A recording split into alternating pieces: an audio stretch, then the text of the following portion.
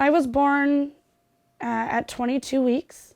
I weighed 2 pounds, 2 ounces, and then I was placed into the foster care system. Once a miracle baby, now a miraculous mom. It's a dream come true for Katie Strickland to provide local foster children with a safe place where they can grow up constantly showered with her love. I always knew that at some point I wanted to be a foster parent. And as if raising 2 children under 4 isn't difficult enough, Katie has had to overcome additional obstacles because I have no central vision and then less than 50% of my peripheral vision due to the amount of scar tissue in my eye. She's been legally blind since birth. But this supermom has only heart and no excuses. My mom always raised me to do anything I could, anything I set my mind to, I could do it. I was never told, you can't do that because you can't see.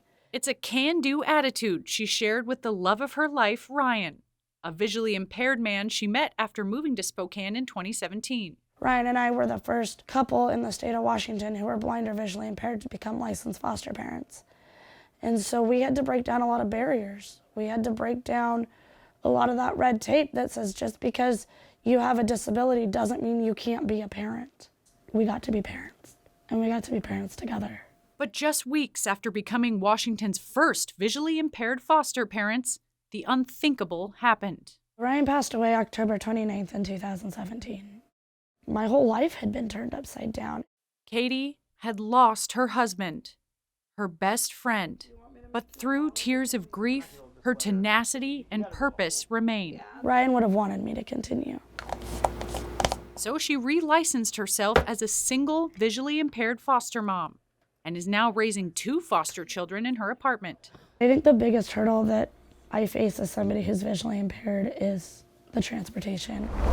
I cannot just jump in my car and take my kid to a doctor's appointment that's a 5-minute drive.